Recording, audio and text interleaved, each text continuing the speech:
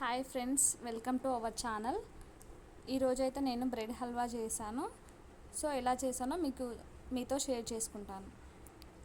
First ఒక 5 breads తీసుకొని సైడ్స్కి కట్ చేసుకొని దాన్ని 4 పీసెస్గా డివైడ్ చేసుకొని ఆ తర్వాత ప్యాన్ పెట్టి నెయ్యి కానీ ఆయిల్ కానీ వేసుకొని ఈ బ్రెడ్ని మంచిగా రోస్ట్ చేసుకోవాలి.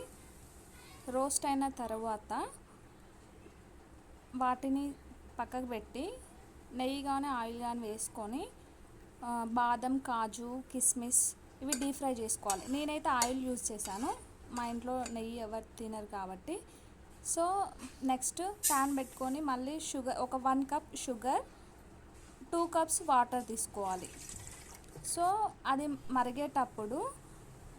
మరిగేటప్పుడు ఒక 2-3 ఇలాచీ తీసుకొని యాలకుల పౌడర్ వేసుకోవాలి.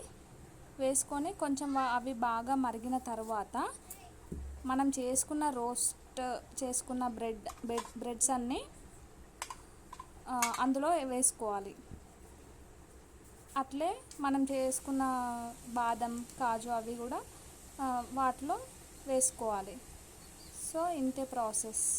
చాలా ఈజీగా తొందరగా అయిపోయింది, కానీ టేస్ట్ మాత్రం చాలా కొంచెం స్వీట్ ఎక్కువైంది.